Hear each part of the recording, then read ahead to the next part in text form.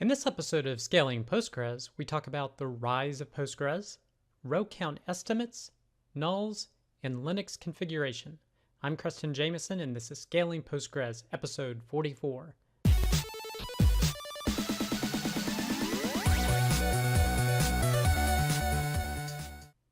Well, I hope everyone had a great holiday. I know we still have New Year's coming up, so I hope your New Year's is a good one.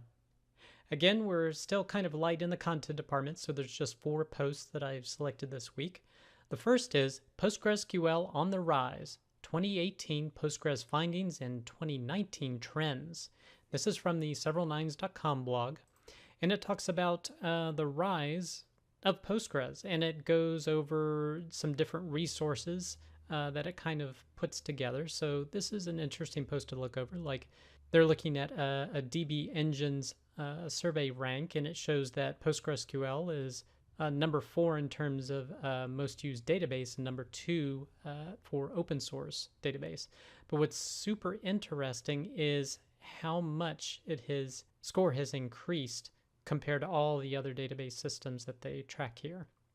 And it also mentioned that DB Engines declared PostgreSQL as the database management system of the year for 2017. So we'll have to see what 2018 brings. Even the Stack Overflow survey, it's in 3rd position with reference to top used database technologies. They talked about an article, Why Oracle's Missteps Have Led to PostgreSQL's Moment, and along with another one, Has Time Finally Come for PostgreSQL? And then they talk about a little bit of their best blogs. So if you're wanting to look at kind of where PostgreSQL is trending, this is a blog post to check out. The next article is Row Count Estimates in Postgres. And this is from median.com, the PG Mustard area. And it basically just talks about row count estimates and why they're important. And primarily why they're important is for the query planner to make good decisions on what plan to use to execute your queries. And basically, it keeps track of these by analyzing statistics about the data in each of your tables on a periodic basis, usually along with vacuum. Although you can run and analyze manually, or you could do a vacuum analyze manually. And they talk about a tool they have called PG Mustard that helps you diagnose and fix performance issues with your PostgreSQL database. And they talk about they flag it when there's a factor of 10 difference between what the planner thinks how many rows are there based upon the statistics and then how many actual rows were returned for a particular query. And then they go in how not to fix your plan. Basically, you don't want to try to do tricks to kind of choose one index over the other or turn off certain features. Basically, what you should probably do is help the planner out. So increase the frequency that you're collecting those statistics so that they're more up to date. Or maybe you have some jobs that's drastically changing the data that's in tables. Maybe you could alter that. If not, you could either run analyze or vacuum manually more frequently, or you can adjust the default statistics target in the configuration or on a per table basis by setting the statistics target on a per table basis.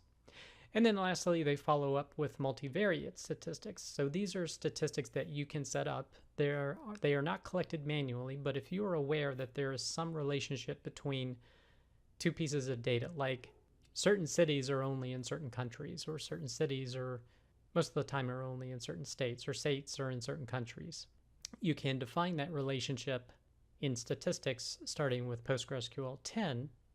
So those are some tricks and tips to hopefully get better plans for your queries. The next post is a PostgreSQL story about null is null equals null and not null.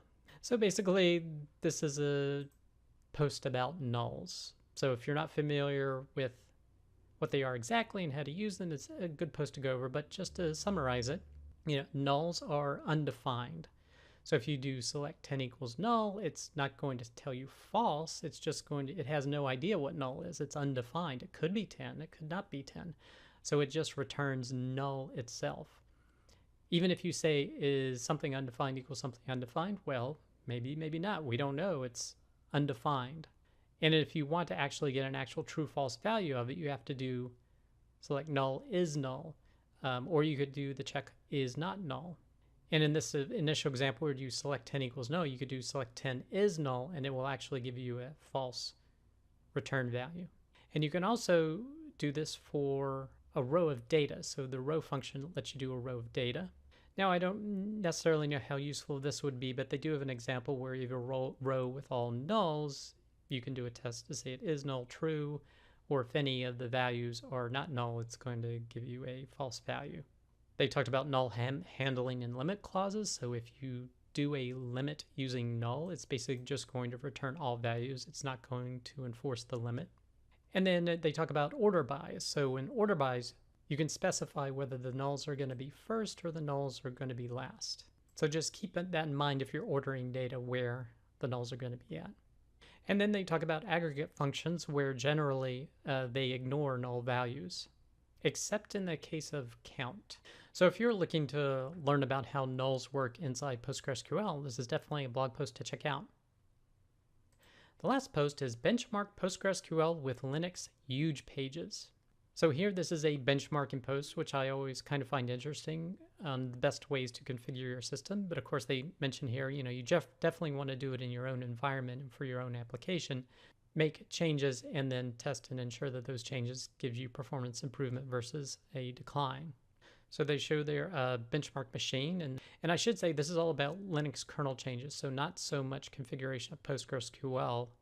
They do list their configuration that they started with, but their focus was adjusting the Linux configuration parameters. The first thing that they do is they do disable transparent HugePages. And their belief is that disabling this feature and defaulting to classic HugePages is always recommended. And so here they are looking at different HugePage configurations. And they show the benchmarked results here with HugePages set at 4 kilobytes, 2 megabytes, and 1 gigabyte with different clients and sizes of databases. And generally for this layout, they tended to get the best transactions per second based upon the highest HugePages setting. But again, there's a little bit of caveats that the highest database size they went up to was, I believe, 96 gigabytes.